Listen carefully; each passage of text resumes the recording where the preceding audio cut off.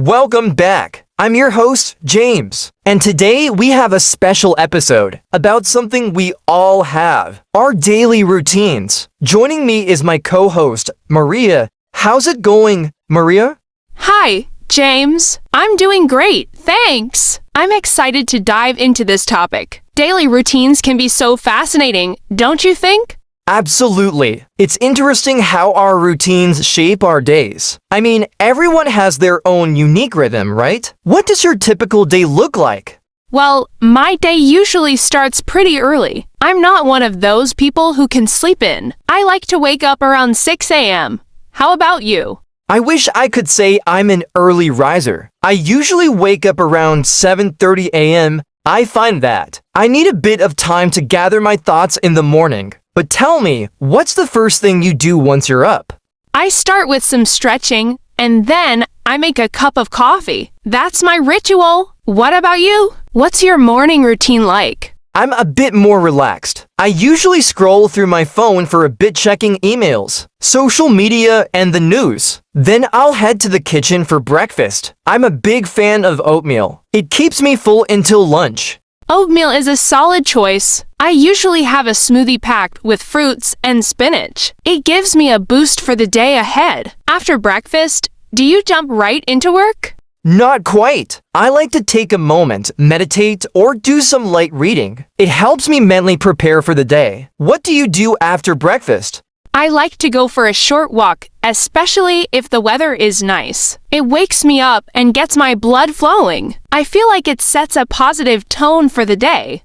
That sounds wonderful. I have heard that morning walks can be really beneficial. So when do you start your work? I typically start around 9 a.m. I work from home, so I try to create a dedicated workspace. What about you? What time do you dive into your tasks? I'm usually at my desk by 8:30 a.m. I find that getting ahead start helps me stay ahead of the game. Do you have a specific way you organize your workday?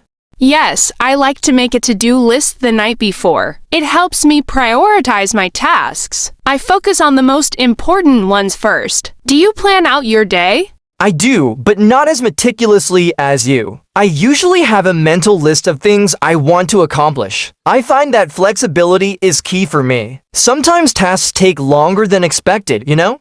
Completely understand that. I've learned to build in some buffer time. It reduces the stress of feeling rushed. How do you handle unexpected interruptions? I try to remain calm and adapt. If I get an unexpected call or a meeting pops up, I just shift my focus. It's all about being fluid with the day, right?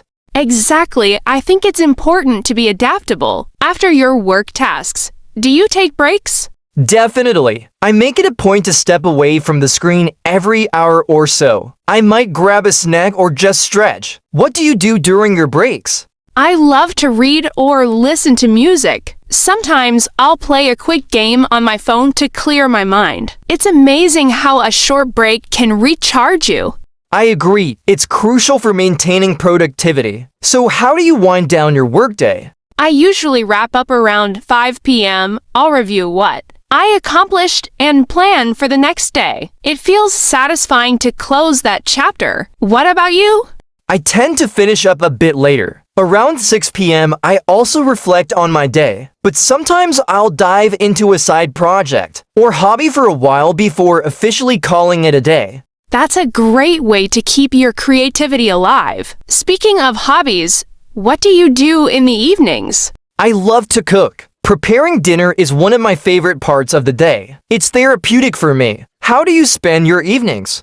I enjoy winding down with a good book or watching a show. I also like to connect with friends or family over video calls. It keeps me grounded. That sounds lovely. It's important to have those connections, especially after a busy day. Do you have any routines before bed?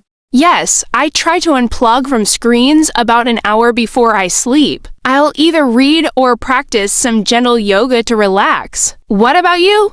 I'm not as disciplined. I usually end up watching a show or scrolling through my phone. I know I should be more mindful of my bedtime routine. It can be tough, but I've noticed that when I stick to my bedtime routine, I sleep so much better. Sleep is crucial for our daily energy levels.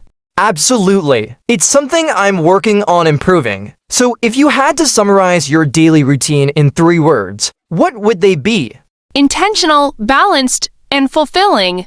How about you? I'd say flexible, productive, and creative. It's fascinating how our routines reflect our personalities, isn't it? Definitely. And there's so much we can learn from each other's routines. Maybe we can help inspire our listeners to tweak their own routines? Great idea. Listeners, think about what aspects of your routine you might want to change or enhance. Small adjustments can lead to big improvements. Exactly. And don't forget to find what works best for you. Everyone's routine is personal and unique. Well, that wraps up our discussion for today. Thanks for joining us, Maria. Thank you, James. And thank you to our listeners for tuning in. Until next time.